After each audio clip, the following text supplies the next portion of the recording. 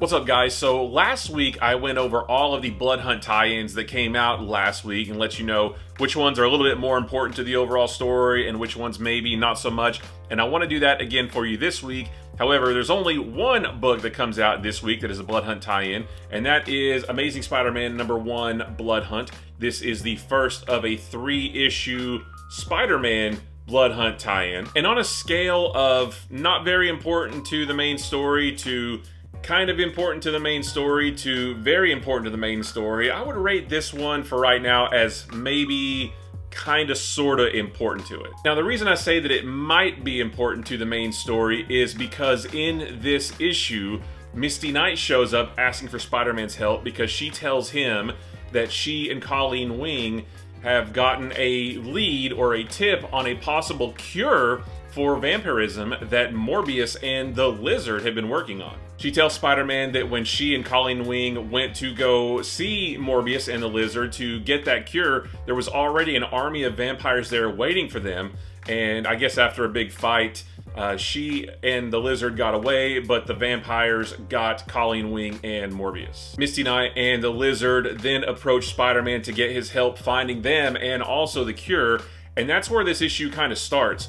There's one page where Misty Knight just tells Spider-Man all of this stuff to the point where I almost feel like maybe they should have made a one-shot of that story before they jumped into this, because we don't see any of what Misty Knight tells Spider-Man at all. She just shows up after all that happened and said, this happened, this happened, this happened, and now we're here and we need your help.